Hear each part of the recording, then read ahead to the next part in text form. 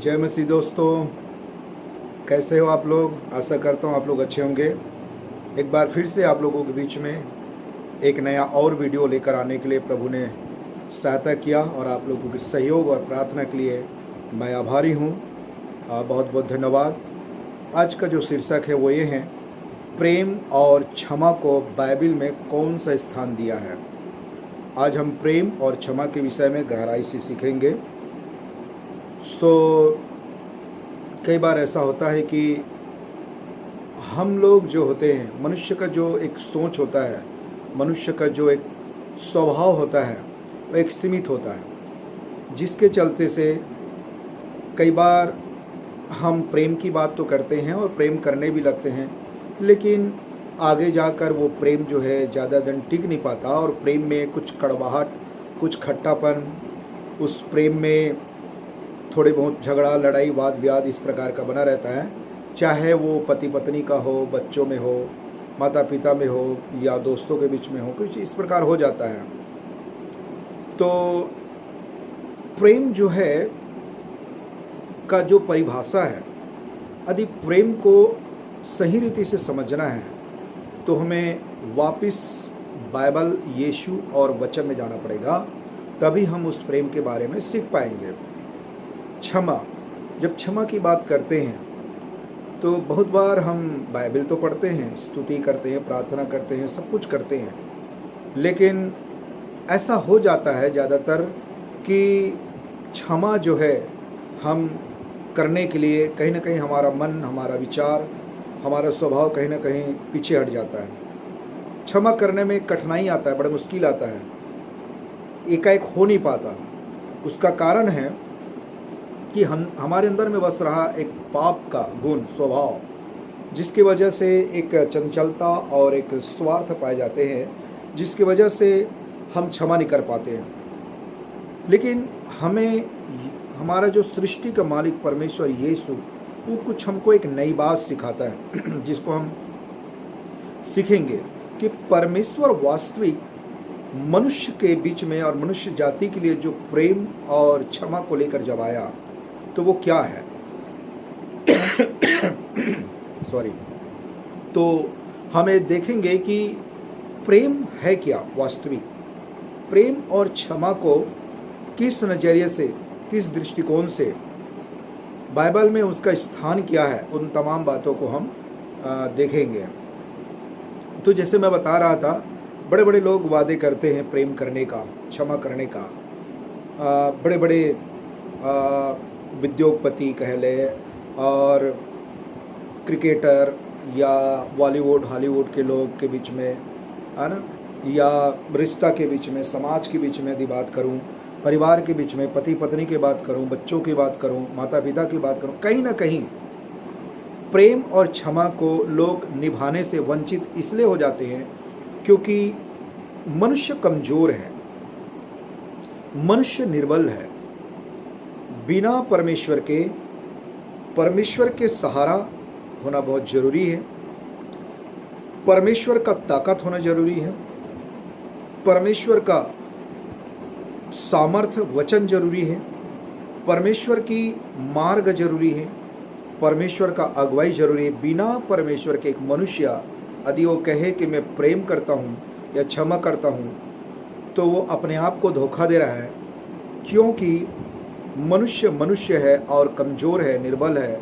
अब मनुष्य के अंदर में सबसे बात है वो पाप का एक स्वभाव पाया जाता है, जिसके वजह से भले इंसान ऊपर से दिखने में अच्छा हो, शायद वो नशा ना करता हो, शायद वो गाली ना देता हो, लोगों के साथ अच्छा हो, उसका उठना बैठना हो, मेल मिलाप हो, और वो सबसे प्रेम से बात करता हो, लेकिन इसका मतलब ये नहीं है कि वो प्रेम करता है या क्षमा करता है, क्योंकि परमेश्वर तो हर एक के हृदय पढ़ सकता है।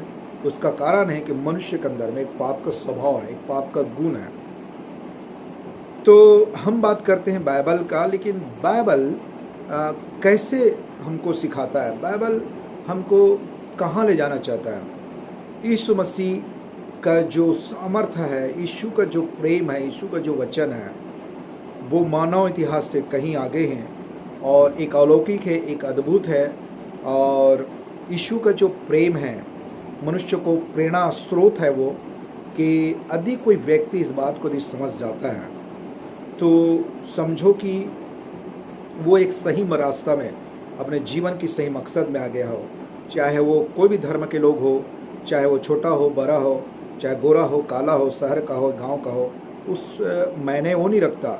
मैंने ये रखता है क्या परमेश्वर का प्रेम, परमेश्वर की क्षमा का जो स्वभाव है, क्या मेरे और आपके अंदर में है, क्या एक मनुष्य के अंदर में है, वो हम आज देखेंगे।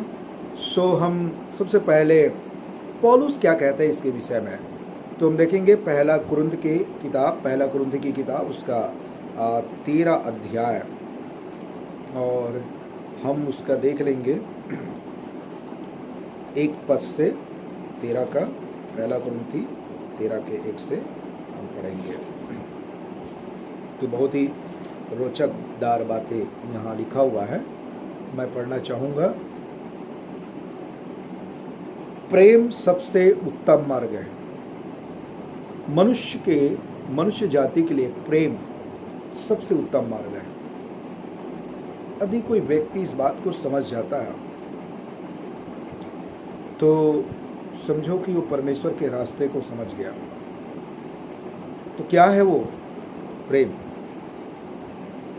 तो यहाँ पर पौलुस एक एग्जाम्पल, एक उदाहरण के रूप में प्रस्तुत करता है। यदि मैं मनुष्यों और स्वर्गदूतों की बोलियां बोलूं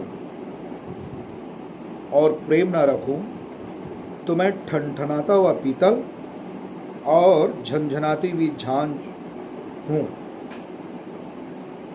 तो इसका क्या मतलब है? मतलब पौलुस कितनी गहरी बात यहाँ पर कुरिन्थ के कलीसिया को, कुरिन्थ के विश्वासियों को सिखा रहा है।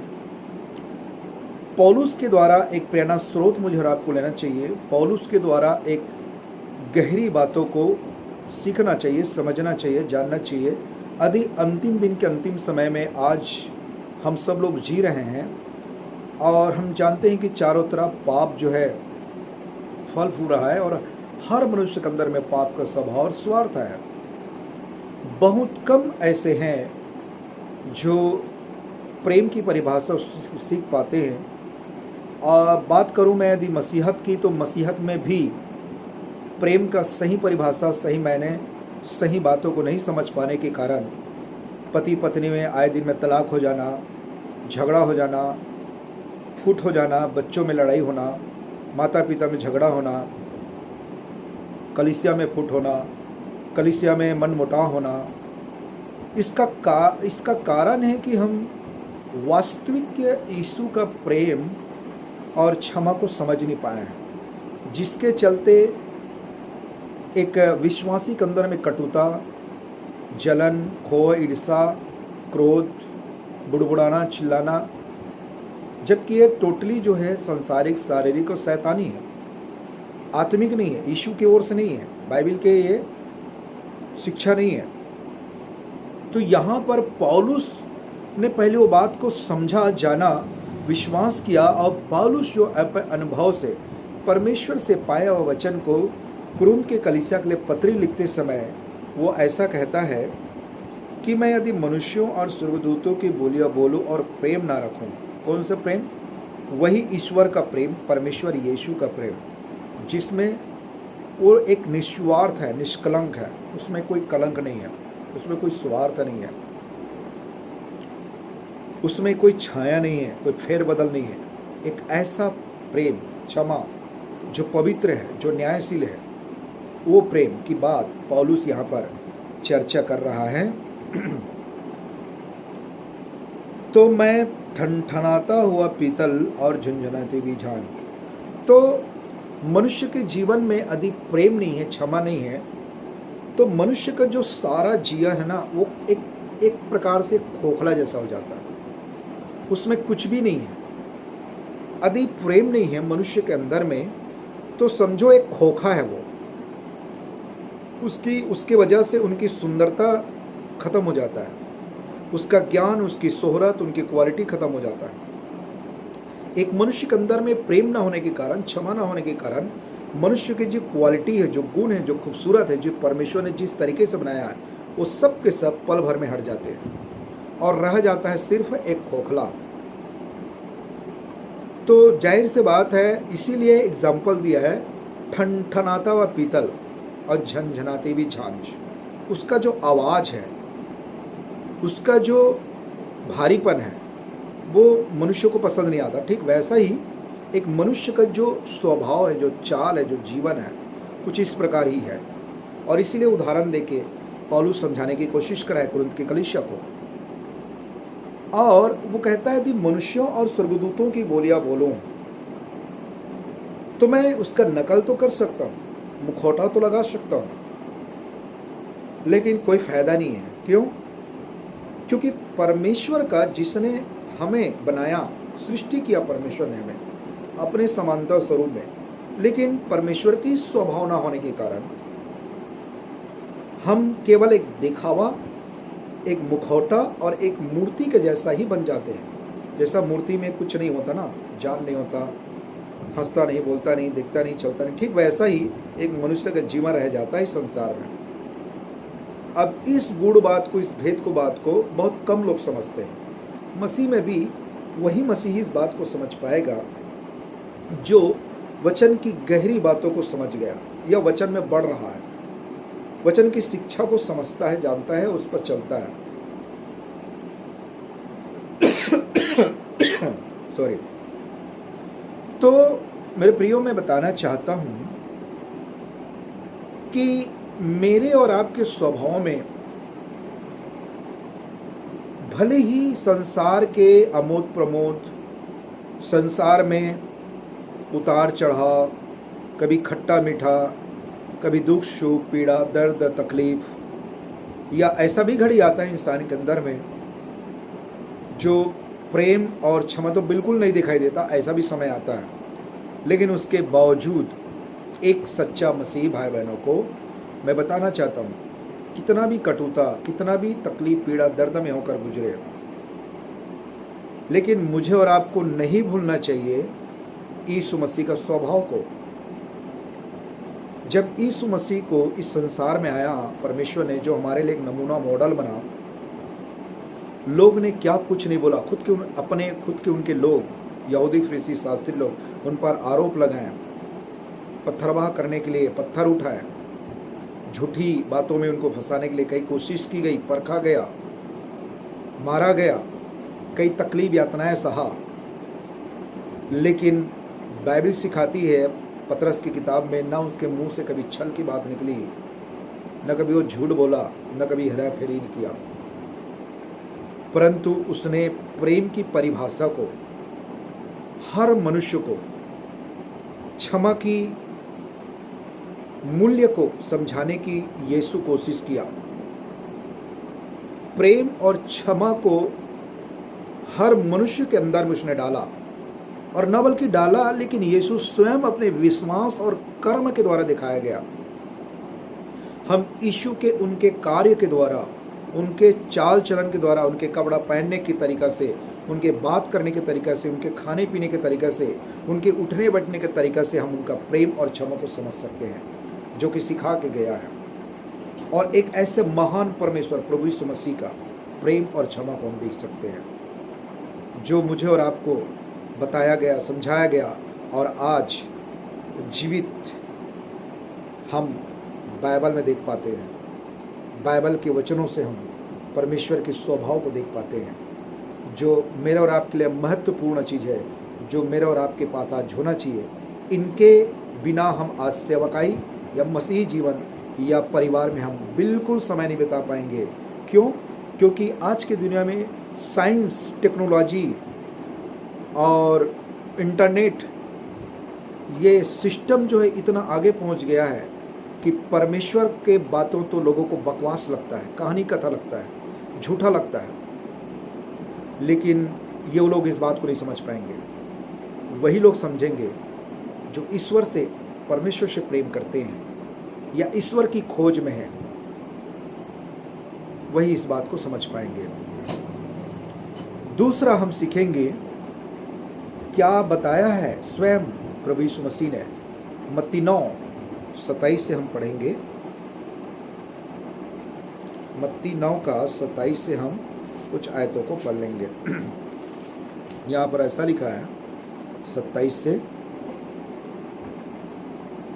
जब यीशु वहाँ से आगे बढ़ा तो दो अंधे उनके पीछे यह पुकारते हुए चले, हे दाऊद की संतान, हम पर दया कर। जब वह घर में पहुंचा तो वे अंधे उसके पास आए और यीशु उनसे कहा, क्या तुम्हें विश्वास है कि मैं यहाँ कर सकता हूँ? उन्होंने उससे कहा, हाँ प्रभु। तब उसने उनकी आंखें छूकर कहा, तुम्हारे विश्वास के अनुसार तुम्हारे लिए हो।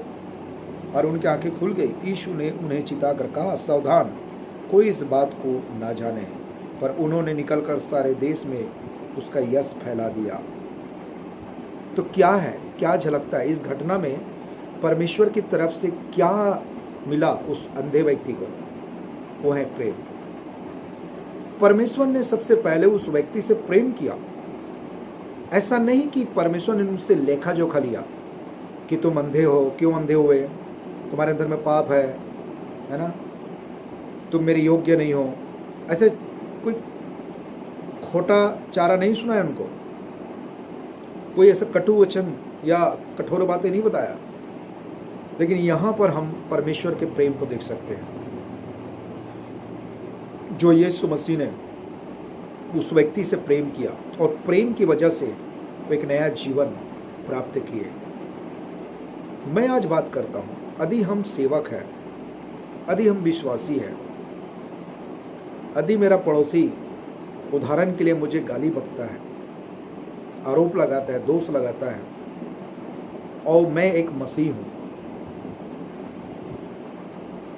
तो क्या यीशु के जगह में खड़ा होकर, वचन में खड़ा होकर, उसके बावजूद क्या हम सच्चाई के साथ, मन की सीधाई के साथ क्या उनसे प्रेम करते हैं?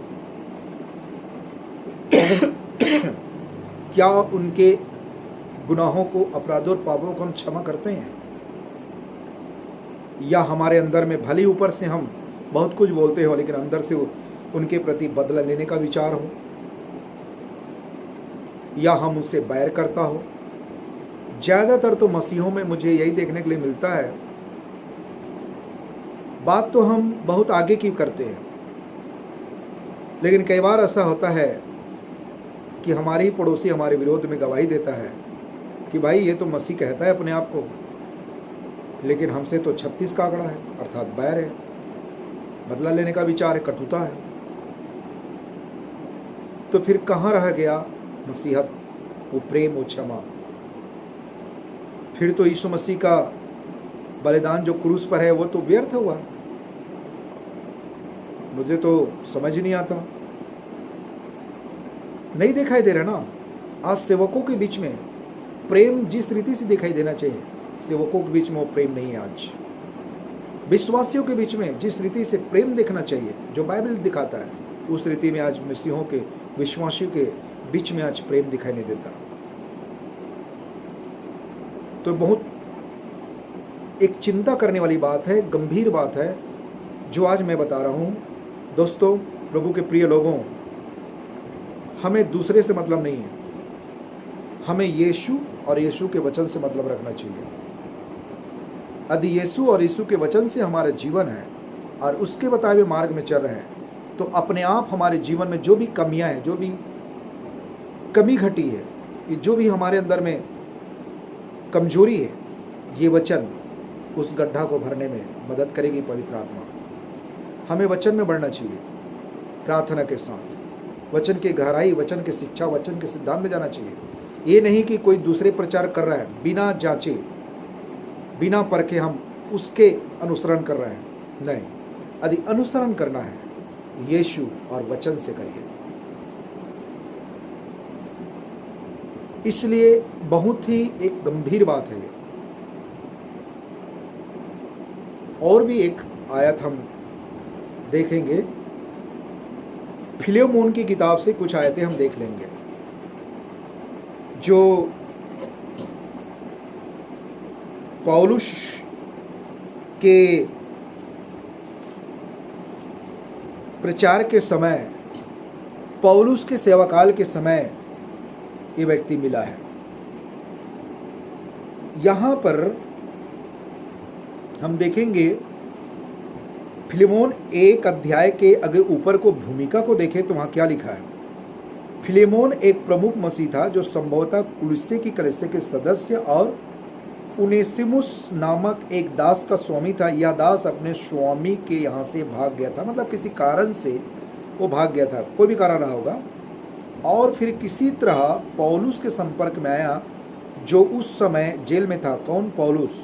पौलुस के द्वारा उनेसिमुस एक मसीही बन गया। मसीही क्यों बना? पौलुस ने बताया होगा परमेश्वर के वचन, परमेश्वर की सामर्थ्य, परमेश्वर की सच्चाई, सब कुछ बताया होगा। लेकिन इससे पहले पौलुस ने क्या किया होगा? उस उनेसिमुस नाम का व्यक्ति से क्या किया होगा? वो है प्रेम। तो सबसे पहले यहाँ पर हम फिलेमोन 1 का 8 से पढ़ते हैं, क्या लिखा है।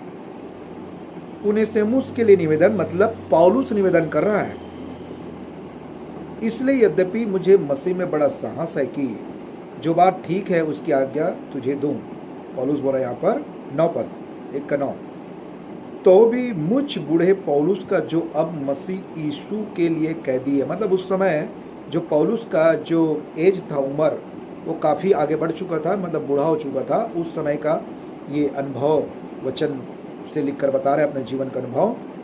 बूढ़े पौलुस को जो अब मसीह यीशु के लिए कैदी है, मतलब परमेश्वर के लिए सेवकाई के लिए कैदी है, या और भी भला जान पड़ता है कि प्रेम से विनती करो। तो यहाँ बात कर रही प्रेम का। पौलुस एक वो आदमी था, जैसे पौलुस कहता है ना, तुम मेरी सी चाल चलो क्योंकि मैं मसीह की चाल चलता हूं। क्या कोई आज ऐसा कोई प्रभु का जन ऐसा बोल सकता है? साहस के साथ, हिम्मत के साथ, विश्वास के साथ कोई नहीं बोल सकता। लेकिन एक पौलुस ही था जो इस प्रकार का शब्द बोला, तुम मेरी सी चाल चलो क्योंकि मैं मसीह की चाल चलता हूं। तो यदि मैं कहूँ दूसरे शब्दों में, तो यीशु मसीह का हुबहू पद और नमूना में चलने वाला यदि कोई व्यक्ति था यीशु के बाद, तो वो है पौलुस। और इसलिए उसने अपने पत्र में इस प्रकार लिखा कि तुम मेरी सी चाल चलो क्योंकि मैं मसीह की चाल चलता हूँ। तो वो पौलुस कहता है मैं बूढ़ा हूँ, मैं मसीह के लिए कैद हूँ, उसके बावजूद कहता है मैं प्रेम से विनती करता हूँ। इस शब्द को देखिए, कितना सुहावना, कितना अच्छा लगता है, मैं प्रेम से विनती करूँ। 10 और अपने बच्चे, मतलब उनेसिमुस के लिए कह रहा है, मैं अपने बच्चे उनेसिमुस के लिए जो मुझ से मेरी कैद में जन्मा है, मतलब एक आत्मिक जन्म की बात हो रही है, नया जीवन, तुझसे विनती करता हूं। किससे विनती कर रहा है? तुझसे विनती करता हूं। 11 वह तो पहले तेरे कुछ काम का न था, पर अब तेरे और मेरे दोनों के बड़े काम का है। उसी को, अर्थात जो मेरे हृदय का टुकड़ा है, मैंने तेरे पास लौटा दिया है। तेरे काम का और मेरे काम का, दोनों का अब बड़ा काम क्या है? बड़ा काम क्या है? क्यों? उसका कारण है पौलुस ने पहले उनसे प्रेम किया, उनेसिमुस से, उन्हें क्षमा किया और धीरज के साथ, सहनशीलता के साथ पौलुस उनेसिमुस को यीशु का प्रेम और यीशु का सुसमाचार बताया। और इस प्रकार से वचन से शिक्षा देते देते उनेसिमुस एक सच्चा और अच्छा एक मसीह बन गया, जो मेरे और आपके लिए एक उदाहरण है आज। अब उनेसिमुस से हमको सीखना चाहिए कि उनका जीवन पहले कोई काम का नहीं था, लेकिन अब वो हर व्यक्ति के लिए बड़ा काम का है। आज अंतिम दिन का अंतिम समय में है।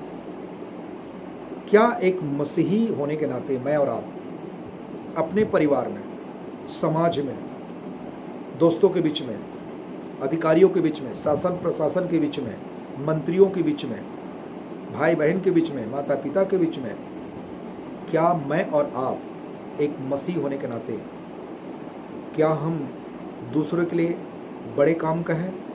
दूसरे के लिए बड़े काम का मतलब कैसे हम परमेश्वर के प्रेम और क्षमा और सुसमाचार को सुनाएं, कैसे हम परमेश्वर के शिक्षा को दें और किसी रीति से उनको हम यीशु के पास लाएं ताकि यीशु उनका उद्धार करे, उनको क्षमा करे। कितना महत्वपूर्ण बात है। और एक काम पौलुस ने किया उनके जीवन में, और इसलिए उन्हें सेमुस का एक अच्छा गवाही बना अपने जीवन लाइफ में। तो ये है प्रेम और क्षमा। आगे और कुछ बात को हम देख लेंगे।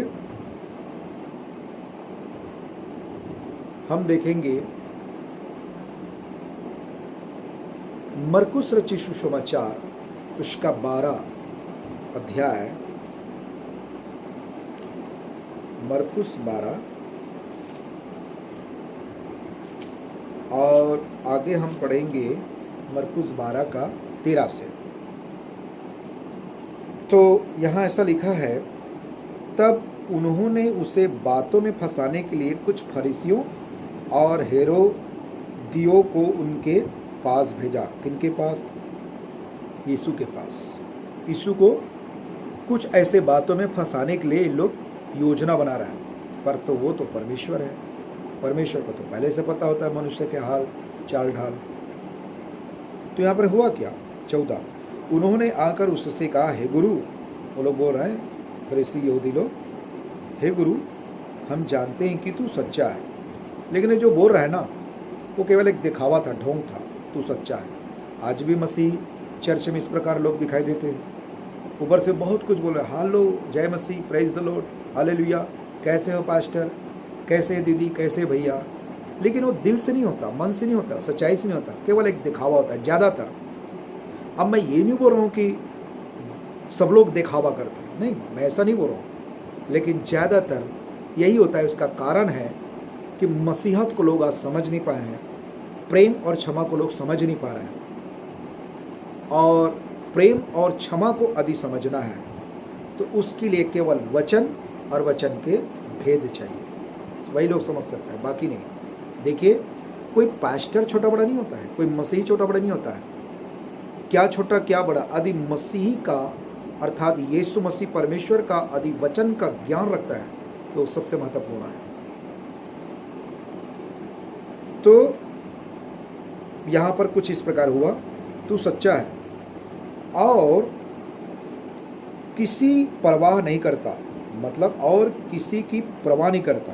वो यहाँ तक भी बोल रहे हैं हम लोग, मतलब एक प्रकार से प्रभु यीशु मसीह को चना के पेड़ में चढ़ाए, कहावत है ना, चना के पेड़ में मत चढ़ाओ भाई, मैं गिर जाऊंगा। मतलब बढ़ा चढ़ा के बातें कर रहा है, पर है तो दिल से कपटी है। कौन? फरीसी शास्त्री लोग। क्योंकि तू मनुष्यों का मुंह देखकर बातें नहीं करता, मतलब कैसे उनको लुभा रहा है चिकनी चुपड़ी बातों में यीशु मसीह को। तो क्या यीशु मसीह नहीं जानता इस बात को? और तो परमेश्वर सब कुछ जानता है। और आगे क्या लिखा है? परंतु परमेश्वर का मार्ग सच्चाई से बताता है। तो ये जो बोल रहा है ना, वो सीधे मन से नहीं बोल रहे हैं लोग, गलत मन से बोल रहा है। कौन? यहूदी फरीसी शास्त्री लोग। परंतु परमेश्वर का मार्ग सच्चाई से बताता है। तो क्या कैसर को कर देना उचित है या नहीं? अब आ गए ना लोग अपने औकात में। पहले तो ऊपर बड़ा अच्छा बात कर रहे हैं, आज भी चर्चेस में इस प्रकार मिलते हैं। तो महत्वपूर्ण क्या है? महत्वपूर्ण वो है जो यीशु ने शिक्षा दिया, यीशु का वचन, यीशु का प्रेम और क्षमा, यीशु का गुण, यीशु की जो सिस्टम है, क्वालिटी, वो हम देखें, जो मेरे और आपके जीवन के लिए आशीषित का कारण है। तब क्या कहा? 15, हम दे या ना दे, उसने उनका कपट जानकर, मैंने इन बातों को पहले से बता दिया हूँ, कपट जानकर उनसे कहा, मुझे क्यों परखते हो? एक दिनार मेरे पास लाओ कि मैं उसे देखूं। वे ले आए और उसने उनसे कहा, यह छाप और नाम किसका है? उन्होंने कहा, कैसर का। यीशु ने उनसे कहा, जो कैसर का है वह कैसर को, और जो परमेश्वर का है वो परमेश्वर को दो। तब वे उस पर बहुत अचंभा करने लगे। तो यहाँ पर निष्कर्ष क्या निकला? उन लोग तरह तरह की बात किए, किसी रीति से शायद यीशु फंस जाए बातों में, तो हम उनको उनके बातों में दांव पेच लगाएंगे, नालिश करेंगे, झूठा साबित करेंगे। लेकिन यहाँ पर रोचक जो बात है वो क्या है, परमेश्वर को तो पहले से पता है कि ये जो कुछ बोल रहे हैं केवल दिखावा है, कपटी लोग हैं, मन की सिधाई से बात नहीं कर रहे हैं, यीशु को पहले से पता है। लेकिन उसके बावजूद परमेश्वर यीशु उन लोगों से प्रेम किया और उनके अपराध और पाप को क्षमा किया, तभी वो उनके सामने खड़ा हो पाए और यीशु उनसे बात कर पाए। परमेश्वर यदि घमंड करता मान लो, या क्रोध करता, या अपने पास बिल्कुल रहने नहीं देता, तो यहूदी फरीसी शास्त्री कैसे जान पाते यीशु को आगे जाकर, जैसे आज मैं और आप जानते हैं यीशु का प्रेम और क्षमा को। तो मेरे प्रियो, हम सेवा तो करते हैं, विश्वासी के बीच में भी रहते हैं, बात हम बाइबल की करते हैं, बाइबल के वचनों को लेकर करते हैं, लेकिन बात वहीं पर अटक जाती है जहां प्रेम और क्षमा नहीं है। इसीलिए यीशु मसीह ने कहा, जाओ अपने पड़ोसी से अपने समान प्रेम करो। तो एक आदमी ने पूछ लिया, इसका क्या परिभाषा है? यीशु ने जवाब दिया, क्या तुमने नहीं पढ़ा परमेश्वर की आज्ञा? सारे तन मन धन से, सारे बुद्धि से अपने परमेश्वर से प्रेम रखो और अपने समान अपने पड़ोसी से प्रेम रखो। यही दो आज्ञा सब चीज को पूरा करता है। तो मतलब बोलने का मतलब क्या था यीशु मसीह का? प्रेम। और यही बात पौलुस कहता है, मैं भविष्यवाणी कर रहा हूँ, चंगाई कर रहा हूँ, अन्य भाषा बोल रहा हूँ, मेरा बड़ा कलीसिया है, मैं बिशप कहलाता हूँ, डिकन कहलाता हूँ, रेवरेंड कहलाता हूँ, मेरा बड़ा चर्चे से लोग मेरे पास आते हैं। लेकिन इन सब बातों को यीशु बकवास समझता है, फॉल्स, रॉन्ग टीचिंग। नहीं, एक चर्चेस में सबसे पहले एक सेवक या एक विश्वासी का यीशु का प्रेम और क्षमा दिखाई दे, चाहे परिस्थिति कैसे भी हो, एक प्रेम और क्षमा दिखाई देना चाहिए। और यही एक सच्चा विश्वासी और चर्च है। अब मैं ये नहीं बोल रहा हूँ कि गुस्सा नहीं आता। देखिए, गुस्सा हर मनुष्य को आता है, मेरे भी अंदर में आता है, क्योंकि हर मनुष्य के अंदर में, चाहे विश्वासी हो चाहे अविश्वासी हो, आदम और हवा का वंशानुगत पाप का स्वभाव तो हर विश्वासी में और हर अविश्वासी में रहते हैं। तो ये कहना कि मुझे क्रोध नहीं आता, गुस्सा नहीं आता, मैं बिल्कुल दूध का धुला हूँ, यीशु जैसा हूँ, ऐसा नहीं। मनुष्य के अंदर में कमजोरी है, पाप की वजह से स्वार्थ है। लेकिन यदि हम परमेश्वर के वचन में बढ़ेंगे तो हमारे अंदर में बस रहा पवित्र आत्मा हमको सही रीति से गाइड भी करेंगे और शिक्षा देके बताएंगे और वचन पर चलाएंगे। और वचन का भेद भी पवित्र आत्मा बताएगा। इसलिए वचन में बढ़ना और प्रार्थना और विश्वास करना बेहद जरूरी है, तभी संभव है। अन्यथा बाइबल में कोई शॉर्टकट रास्ता नहीं है। तो मेरे प्रियो, आज का वीडियो बस यहीं तक। सबको जय मसीह, गॉड ब्लेस यू।